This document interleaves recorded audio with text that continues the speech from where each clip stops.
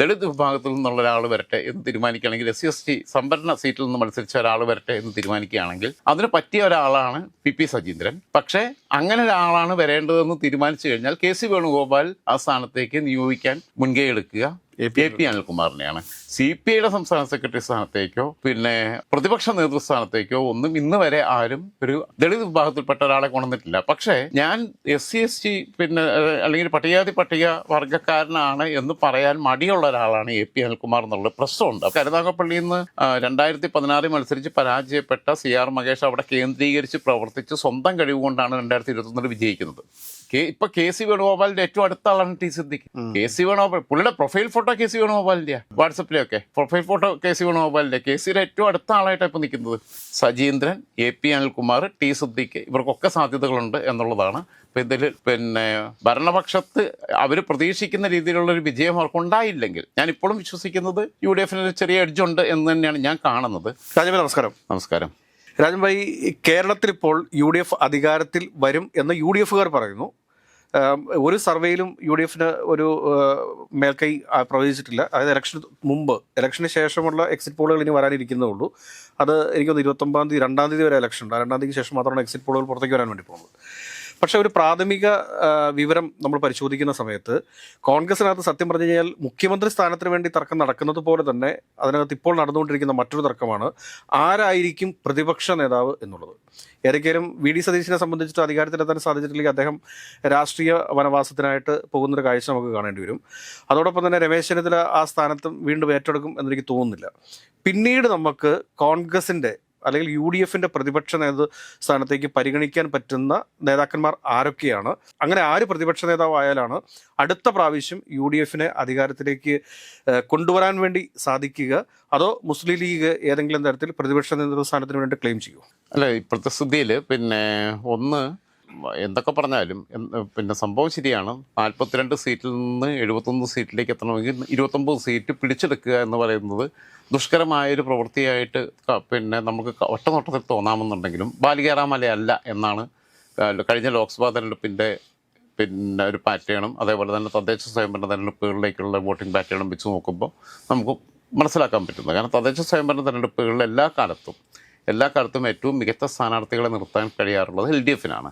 അങ്ങനെ മികച്ച സ്ഥാനാർത്ഥികളെയാണ് അവർ നിർത്താറുള്ളത്. നിർത്തിയിട്ട് പോലും അതിനെ അട്ടിമറിച്ചുകൊണ്ട് UDFന് അധികാരത്തിൽ കയറാൻ കഴിഞ്ഞു എന്ന് പറഞ്ഞു കഴിഞ്ഞാൽ പല സ്ഥലത്തും കയറാൻ കഴിഞ്ഞു. തിരുവനന്തപുരത്ത് BJPക്ക് കയറാൻ കഴിഞ്ഞു എന്നൊക്കെ പറയുമ്പം പിന്നെ അധികാരത്തിൽ അവർ UDF വരില്ല എന്ന ഒരു തോന്നലൊന്നും എനിക്കില്ല. പിന്നെ എന്ന് എഴുതിയിട്ട് അത് സാങ്കല്പിക ചോദ്യമാണ് എന്ന അഭിപ്രായവും എനിക്കില്ല. കാരണം പക്ഷേ എന്നാലും മുൻകൂട്ടി കാണേണ്ടുന്നൊരു കാര്യം, അതായത് നമ്മൾ കാണാത്ത ഒരു അടിയൊഴുക്കുണ്ടെങ്കിൽ, ഒരു വലിയ വേവ് ഉണ്ടെന്നുണ്ടെങ്കിൽ UDF നന്നായിട്ട് ജയിച്ചു കയറി വരും.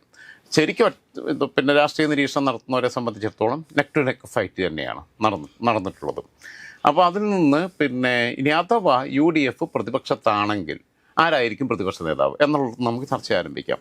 UDF പ്രതിപക്ഷത്താണെന്നുണ്ടെങ്കിൽ സ്വാഭാവികമായും അപ്പോൾ പിന്നെ KC വേണുഗോപാലില്ല തീർച്ചയായും പ്രതിപക്ഷം. കാരണം ഇവിടെ പുള്ളി വരികയാണെന്നുണ്ടെങ്കിൽ, പുള്ളി ഭരണം കിട്ടുകയാണെന്നുണ്ടെങ്കിൽ മുഖ്യമന്ത്രി ആവാനേ മാത്രമേ KC വേണുഗോപാൽ വരുള്ളൂ. അത് ഇല്ല എന്നുണ്ടെങ്കിൽ അവിടെ പിന്നെ ദേശീയ ജനറൽ സെക്രട്ടറി എന്നുള്ള രീതിയിൽ, സംഘടനാകാര്യ ചുമതലയുള്ള ജനറൽ സെക്രട്ടറി എന്നുള്ള രീതിയിൽ അങ്ങനെ പോവുകയുള്ളൂ, MP ആയിട്ട് തുടരുകയുള്ളൂ. വെറുതെ ഇവിടെ ഒരു ക്യാബിനറ്റ് പദവിയിൽ ഒരു പ്രതിപക്ഷ നേതാവായിരിക്കാം, പുള്ളി വരില്ല.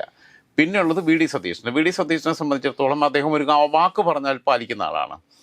അധികാരത്തിലെത്താൻ പറ്റിയിട്ടില്ലെങ്കിൽ ഞാൻ രാഷ്ട്രീയ വനവാസം സ്വീകരിക്കും എന്ന് പറഞ്ഞു കഴിഞ്ഞാൽ രാഷ്ട്രീയ വനവാസം സ്വീകരിക്കൽ പുള്ളിക്ക് സാധ്യമല്ല. കാരണം രാഷ്ട്രീയ വനവാസം സ്വീകരിക്കണമെന്നുണ്ടെങ്കിൽ പുള്ളി പറവൂരിലെ MLA സ്ഥാനം രാജിവെക്കേണ്ടി വരും, പറവൂരിൽ നിന്ന് ജയിച്ചു കഴിഞ്ഞാൽ. അപ്പോൾ രാഷ്ട്രീയ വനവാസം സ്വീകരിക്കാൻ പുള്ളിക്ക് പറ്റില്ല. അത് ചെയ്യാന്ന് പറഞ്ഞു കഴിഞ്ഞാൽ അവിടുത്തെ ജനതയോട് ചെയ്യുന്നൊരു ഇതായിരിക്കും. അതൊക്കെ ഒരു വൈകാരികമായൊരു പറച്ചിലായിട്ട് കണക്കിലെടുത്താൽ മതി. കാരണം അങ്ങനെ ചെയ്യാൻ പാടില്ലല്ലോ. ഒരു തെരഞ്ഞെടുപ്പിൽ ജയിച്ചു കഴിഞ്ഞിട്ട് ഉടനെ തന്നെ രാജിവെക്കാനൊന്നും പാടില്ല. പക്ഷേ പുള്ളി എന്തായാലും ഉമ്മൻചാണ്ടി 2016 അതേ സമീപനം പുള്ളി സ്വീകരിക്കും. ഞാൻ പ്രതിപക്ഷ നേതൃസ്ഥാനം ഏറ്റെടുക്കാനില്ല എന്നുള്ളത് ആദ്യം തന്നെ അങ്ങ് പ്രഖ്യാപിക്കും. ക്യാബിനറ്റ് പദവി വേണ്ട, സ്റ്റാഫ് വേണ്ട, കാറ് വേണ്ട, വസതി വേണ്ട എന്നൊക്കെ തീരുമാനിക്കാൻ MLA ആയിട്ട് തുടരും. പിന്നീടുള്ളത് രമേശ് ചെന്നിത്തലയാണ്. രമേശ് ചെന്നിത്തലയ്ക്ക് ആയാൽ കൊള്ളാമെന്നൊക്കെ ആഗ്രഹം ഉണ്ടാകുമായിരിക്കും. പക്ഷേ എന്താണെന്ന് വെച്ചാൽ രമേശ് ചെന്നിത്തലയും ഒരു ചോയ്സ് ആയിട്ട് അവിടെ വരില്ല. കാരണം രമേശ് ചെന്നിത്തല 2016 തൊട്ട് 2021 വരെ നടത്തുന്ന രമേശ് ചെന്നിത്തലയെ മാറ്റിയതാണ്. മാറ്റിയിട്ടാണ് സതീഷിനെ കൊണ്ടുവരുന്നത്.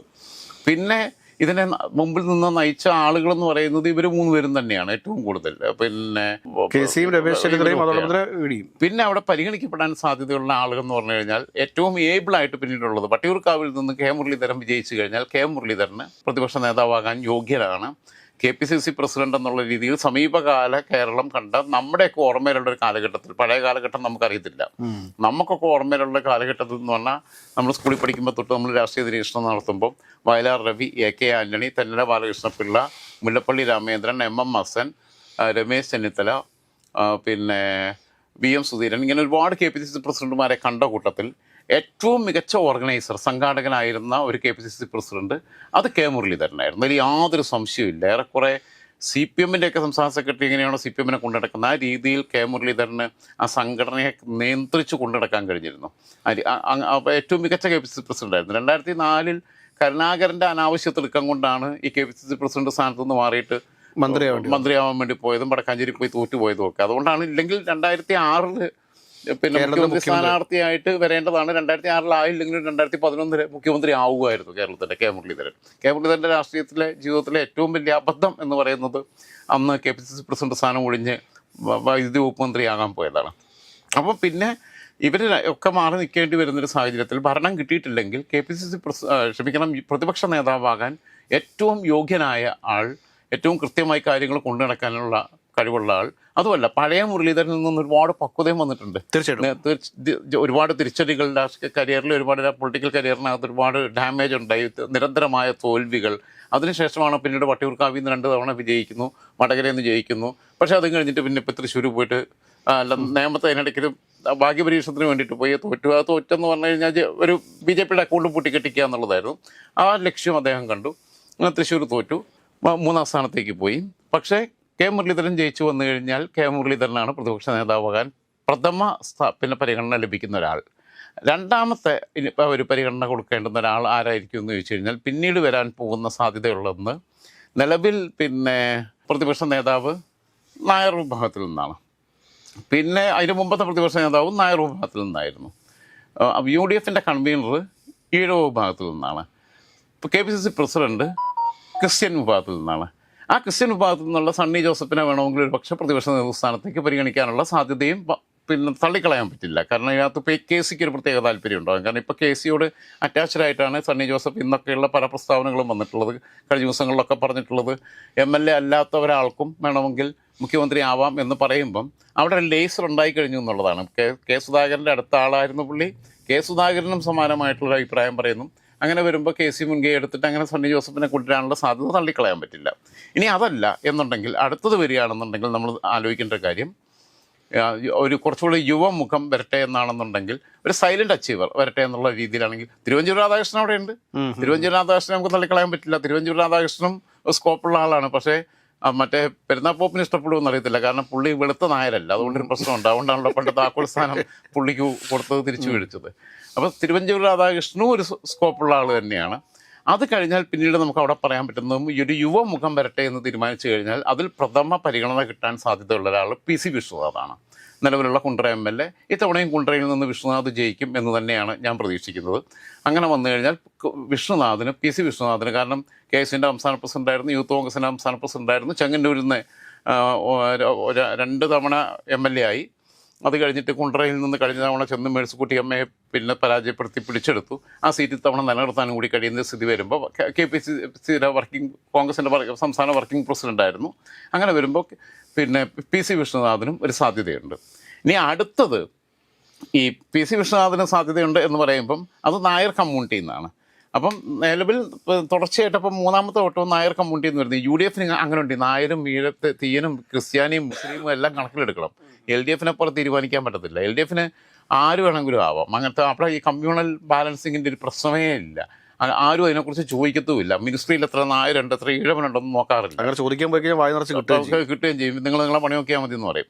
പിന്നെ അങ്ങനെ വരുമ്പം പിന്നെ 3ാമതേ ഒരു വട്ടവും കൂടി ഈ നായർ കമ്മ്യൂണിറ്റിയിൽ നിന്ന് തന്നെ വരുന്നു. അതായത് രമേശ് ചെന്നിത്തല വരുന്നു, രമേശ് ചെന്നിത്തലയ്ക്ക് ശേഷം VD സതീശൻ വരുന്നു, അതിന് ശേഷം വിശ്വനാഥ് വരുന്നു, തുടർച്ചയായിട്ട് അങ്ങനെ വരുന്നു എന്നുള്ളത് ഒഴിവാക്കാൻ വേണ്ടിയിട്ടാണ് എന്നുണ്ടെങ്കിൽ CR മഹേഷിന് സാധ്യതയുണ്ട്.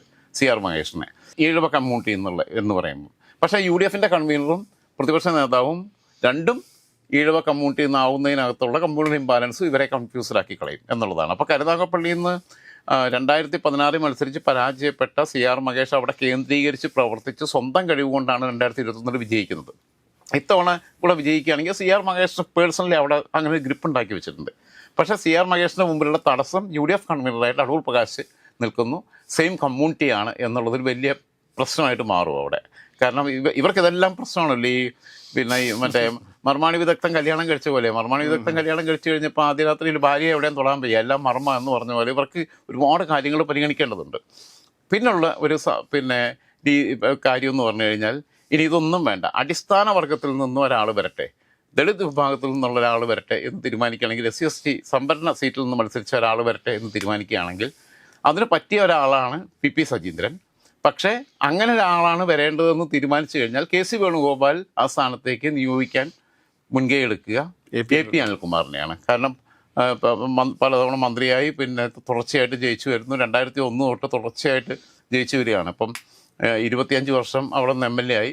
അപ്പോൾ അടുത്ത ടൈമിലേക്കാണ്, 6ാമത്തെ ടൈമിലേക്കാണ് പോകുന്നത്. അപ്പോൾ 6ാമത്തെ ടൈമിലേക്ക് 2001 എൻഗണനെ പരാജയപ്പെടുത്തി വന്നതിന് ശേഷം ആ ഫസ്റ്റ് കന്നി MLA ആകുമ്പോൾ തന്നെ, അതിന് മുമ്പ് പുള്ളി തൃത്താലയിൽ മത്സരിച്ച് തോറ്റിട്ടുണ്ട്. തൃത്താല അന്ന് സംവരണ മണ്ഡലമായിരുന്നു. അതിൽ നിന്ന് ഇവിടെ വണ്ടൂർ വന്നതിന് ശേഷം പിന്നീട് സിറ്റിംഗ് MLA ആയിട്ടുള്ള കണ്ണനെ പരാജയപ്പെടുത്തി വന്നതിന് ശേഷം ആ ഫസ്റ്റ് ടൈമിൽ തന്നെ പുള്ളിക്ക് മിനിസ്ട്രി കയറാൻ പറ്റി, ക്യാബിനറ്റിൽ കയറാൻ പറ്റി. 2011 പിന്നീട് പുള്ളിക്ക് 2001 കയറുന്നു, 2011 പിന്നെയും ക്യാബിനറ്റിൽ കയറുന്നു. പിന്നീട് അതിന് ശേഷം പിന്നെ ക്യാബിനറ്റ് ഉണ്ടായിട്ടില്ല. അപ്പം AP അനിൽകുമാറിനെ ആയിരിക്കും അങ്ങനെ വരികയാണെന്നുണ്ടെങ്കിൽ അങ്ങനെ വരികയാണെങ്കിൽ അതൊരു ചരിത്ര സംഭവമാണ്. കാരണം കേരളത്തെ സംബന്ധിച്ചിടത്തോളം മുഖ്യമന്ത്രി സ്ഥാനത്തേക്കോ KPCC പ്രസിഡന്റ് സ്ഥാനത്തേക്കോ CPM-ൻ്റെ സംസ്ഥാന സെക്രട്ടറി സ്ഥാനത്തേക്കോ CPI-യുടെ സംസ്ഥാന സെക്രട്ടറി സ്ഥാനത്തേക്കോ പ്രതിപക്ഷ നേതൃസ്ഥാനത്തേക്കോ ഒന്നും ഇന്ന് വരെ ആരും ഒരു ദളിത് വിഭാഗത്തിൽപ്പെട്ട ഒരാളെ കൊണ്ടുവന്നിട്ടില്ല. പക്ഷേ ഞാൻ SC/ST അല്ലെങ്കിൽ പട്ടിക വർഗ്ഗക്കാരനാണ് എന്ന് പറയാൻ മടിയുള്ള ഒരാളാണ് AP അനിൽകുമാർ എന്നുള്ള പ്രശ്നമുണ്ട്. അപ്പോൾ AP അനിൽകുമാർ അങ്ങനെ റിസർവേഷൻ്റെ ഭാഗമായിട്ട് വരികയാണെങ്കിൽ അത് വേണ്ട എന്ന് വെക്കും. കാരണം പുള്ളി പട്ടികവർഗത്തിൻ്റെ വകുപ്പിൻ്റെയും കൂടി ചുമതലയുള്ള മന്ത്രിയായിരിക്കുമ്പോഴും യുവജനക്ഷേമ വകുപ്പ് മന്ത്രി എന്ന് മാത്രമായിരുന്നു പുള്ളിയുടെ നോട്ടീസുകളിലും കാര്യങ്ങളിലും ഒക്കെ കൊടുത്തിരുന്നത്. ലെറ്റർ ഹെഡിൽ എന്താ കൊടുത്തതെന്ന് അറിയത്തില്ല, മൊത്തം ചിലപ്പോൾ വകുപ്പിൽ ഡീറ്റെയിൽസ് കൊടുത്തിട്ടുണ്ടാവും. അങ്ങനെ ഒരു സംഭവമുണ്ട്. അപ്പം AP അനിൽകുമാറിന് തന്നെയാണ് സ്വാഭാവികമായിട്ടും പിന്നീട് വരിക. എന്തായാലും ക്യാബിനറ്റ് പദവിയാണ്, വേണ്ടാന്ന് വെക്കുകയൊന്നുമില്ല. ഇനി ഇതൊന്നുമല്ല, ഒരു മുസ്ലിം വിഭാഗത്തിൽ നിന്ന് ഒരാൾ വരട്ടെ എന്നുള്ളത്. കാരണം ഇപ്പം MMS-നെ പോലെയുള്ളവർ ബാക്കിയുള്ളവരൊന്നും ഇല്ലാതിരിക്കുന്ന സമയം മുസ്ലിം കമ്മ്യൂണിറ്റിയിൽ നിന്ന് കാരണം മറ്റേത് ഹിന്ദു കമ്മ്യൂണിറ്റി ഉണ്ട്, ക്രിസ്ത്യൻ കമ്മ്യൂണിറ്റി ഉണ്ട്. UDF കൺവീനർ ഹിന്ദു കമ്മ്യൂണിറ്റിയിൽ നിന്നുണ്ട്. അപ്പോൾ പിന്നെ ഈഴവ നായർ വ്യത്യാസം ഒഴിവാക്കാം. അങ്ങനെ വരുമ്പം ക്രിസ്ത്യൻ കമ്മ്യൂണിറ്റിയിൽ നിന്നുള്ള ആൾ KPCC പ്രസിഡൻ്റായിട്ട് ഇരിപ്പുണ്ട്. അങ്ങനെ വരുന്ന സമയത്ത് സണ്ണി ജോസഫും ഉണ്ട്, അടൂർ പ്രകാശും ഉണ്ട്. അപ്പോൾ ഒരു മനോഹരമായിട്ടുള്ള ഇക്വേഷൻ എന്നുള്ള രീതിയിൽ മുസ്ലിം വിഭാഗത്തിൽ നിന്ന് ഒരാൾ വരട്ടെ എന്ന് തീരുമാനിച്ചാൽ അതിന് ഇപ്പം അൻവർ സാദത്താണ് സീനിയോറിറ്റി ഉള്ളത്. പക്ഷേ അൻവർ സാദത്തിനെ സംബന്ധിച്ചിടത്തോളം അതിനുള്ള അഡ്മിനിസ്ട്രേഷൻ കപ്പാസിറ്റി ഒന്നുമില്ല. പുള്ളിയിൽ MLA എന്ന രീതിയിൽ നാട്ടിൽ നിറഞ്ഞു നിൽക്കുന്ന ഒരാളാണ്, നല്ല MLA-മാണ്, ആളുകൾക്ക് എപ്പോഴും ആക്സസ് ഉണ്ട്. പക്ഷേ അതിനപ്പുറത്തേക്ക് പോകാൻ, ഒരു ക്യാബിനറ്റ് മിനിസ്റ്റർ ആവാനോ പ്രതിപക്ഷ നേതാവാകാനോ അല്ലെങ്കിൽ ഒരു KPCC-യുടെ വർക്കിംഗ് പ്രസിഡന്റ് പോലും ആവാനോ അൻവർ സാദത്തിന് ശേഷിയില്ല എന്നുള്ള പ്രശ്നമുണ്ട്. അൻവർ സാദത്തിനെ കുറ്റപ്പെടുത്തി പറയുകയല്ല, കാരണം അത് നല്ല MLA ആണ്, കാര്യഗൗരവമായി കാര്യങ്ങളിൽ ഇടപെടുന്നുണ്ട്. പക്ഷേ മറ്റേതിനുള്ള അഡ്മിനിസ്ട്രേഷൻ കപ്പാസിറ്റി വേണം. അത് അൻവർ സാദത്തിന് ഇല്ലാത്ത സ്ഥിതിക്ക് പിന്നീട് അങ്ങനെ പരിഗണിക്കാൻ പറ്റുന്ന ഒരാൾ T സിദ്ദിഖാണ്. T സിദ്ദിഖിനെ കൊണ്ടുവരുന്നതിനകത്ത് തിരുവഞ്ചൂരിന് താല്പര്യമുണ്ടാവും, KC ജോസഫിന് താല്പര്യമുണ്ടാവും, ഇവർക്കൊക്കെ പഴയ ഗ്രൂപ്പ് എന്നുള്ള രീതിയിൽ താല്പര്യമുണ്ടാവും. അതിനപ്പുറത്ത് ഇപ്പൊ KC വേണുഗോപാലിന്റെ ഏറ്റവും അടുത്ത ആളാണ് T സിദ്ദിഖ്. KC വേണുഗോപാൽ പുള്ളിയുടെ പ്രൊഫൈൽ ഫോട്ടോ KC വേണുഗോപാലിന്റെ വാട്സപ്പിലൊക്കെ പ്രൊഫൈൽ ഫോട്ടോ KC വേണുഗോപാലിന്റെ, KC-യുടെ ഏറ്റവും അടുത്ത ആളായിട്ടാണ് ഇപ്പൊ നിൽക്കുന്നത്. അപ്പൊ അതുകൊണ്ട് തന്നെ, അതായത് ഞാൻ പറഞ്ഞത്, ഇവിടെ ആര് വന്നാലും ഇപ്പം AP അനിൽകുമാർ ദളിത് വിഭാഗത്തിൽ നിന്ന് ഒരാൾ വരട്ടെ എന്ന് തീരുമാനിച്ചു കഴിഞ്ഞാൽ AP അനിൽകുമാർ, അല്ലാതെ ഒരു മുസ്ലിം വിഭാഗത്തിൽ നിന്ന് ഒരാൾ വരട്ടെ എന്ന് തീരുമാനിച്ചു കഴിഞ്ഞാൽ T സിദ്ദിഖ്. ഇതൊക്കെ വന്നു കഴിഞ്ഞാൽ ഇദ്ദേഹത്തിൻ്റെ നോമിനിയാണ്, KC വേണുഗോപാലിൻ്റെ നോമിനികളാണ് വരുന്നത്. വിശ്വനാഥിൻ്റെ ഒക്കെ എന്ന് പറഞ്ഞു കഴിഞ്ഞാൽ ഇപ്പോൾ എവിടെ എന്നുള്ളത് കൃത്യമായിട്ട് പറയാൻ പറ്റാത്തൊരു സ്ഥിതിയിലാണ് നിൽക്കുന്നത്. പക്ഷേ KC-യോടാണ് അറ്റാച്ച്ഡായിട്ട് നിൽക്കുന്നത് എന്നുള്ളതാണ് നമുക്ക് മനസ്സിലാക്കാൻ പറ്റുന്നത്. കാരണം ഇപ്പോൾ ബെന്നി ബഹനാൻ ഉൾപ്പെടെയുള്ളവർക്ക് ഇപ്പം അങ്ങനെ ഒരു ചായ്വിലാണ് ഇപ്പോൾ പോയിക്കൊണ്ടിരിക്കുന്നത്, ഇപ്പോഴത്തെ ഇക്വേഷനിൽ പോയിക്കൊണ്ടിരിക്കുന്നത്, ഇവരെ ഉൾപ്പാർട്ടിക്കകത്തുള്ള ബാക്കിയുള്ള പ്രശ്നങ്ങളൊക്കെ വെച്ചിട്ട്. അപ്പം അങ്ങനെ വരുമ്പോൾ എന്താണെന്ന് വെച്ച് കഴിഞ്ഞാൽ സീനിയോറിറ്റി വെച്ച് നോക്കുകയാണെന്നുണ്ടെങ്കിൽ KM മുരളീധരൻ അല്ലെങ്കിൽ തിരുവഞ്ചൂർ രാധാകൃഷ്ണൻ, വീണ്ടും ഞാൻ പറയുന്നു. അതല്ല ഒരു യുവമുഖം വരട്ടെ എന്നുള്ളത്, വേറെയുള്ള ജാതി മത പരിഗണനകൾക്ക് അതീതമായി ഒരു യുവമുഖം വരട്ടെ എന്ന് തീരുമാനിക്കുകയാണെന്നുണ്ടെങ്കിൽ മുരളിയും തിരുവഞ്ചൂരും അല്ലാതെ ഒരു യുവമുഖം വരട്ടെയും തീരുമാനിച്ചു. അങ്ങനെ യുവമുഖം വരട്ടെയും തീരുമാനിക്കാൻ സാധ്യതയില്ല. ഞാൻ ഇപ്പോഴും കാണുന്ന ഫസ്റ്റ് പ്രയോറിറ്റി മുരളിക്ക് കെ മുരളീധരൻ അല്ലെങ്കിൽ തിരുവഞ്ചൂർ രാധാകൃഷ്ണൻ എന്നുള്ളതാണ്. ഇല്ലെങ്കിൽ നമ്മൾ പറഞ്ഞ പോലെ വിശ്വനാഥ്, മഹേഷ്, സജീന്ദ്രൻ, AP അനിൽകുമാർ, ടി സിദ്ദിഖ് ഇവർക്കൊക്കെ സാധ്യതകളുണ്ട് എന്നുള്ളതാണ്. അപ്പോൾ ഇതിൽ പിന്നെ ഭരണപക്ഷത്ത് അവർ പ്രതീക്ഷിക്കുന്ന രീതിയിലുള്ളൊരു വിജയം അവർക്കുണ്ടായില്ലെങ്കിൽ ഞാനിപ്പോഴും വിശ്വസിക്കുന്നത് UDF ഒരു ചെറിയ എഡ്ജുണ്ട് എന്ന് തന്നെയാണ് ഞാൻ കാണുന്നത്. പക്ഷെ നമ്മൾ മറുസാധ്യതയും കൂടി കാണുകയാണ്, നമ്മൾ മറുവശം കൂടെ ആലോചിച്ച് പ്രേക്ഷകരെടുത്ത് പറയുന്നേ ഉള്ളൂ. അപ്പോൾ അങ്ങനെ ഭരണം കിട്ടാത്തൊരു സ്ഥിതി വന്നാൽ പ്രതിപക്ഷ നേതൃസ്ഥാനത്തേക്ക് വരാൻ സാധ്യതയുള്ള ഒരു ഏതാനും പേരുടെ പേരാണ് ഇപ്പോൾ നമ്മൾ പറഞ്ഞത്. ബാക്കിയൊക്കെ നമുക്ക് ഇലക്ഷന് ശേഷം കാത്തിരുന്ന് കാണാം.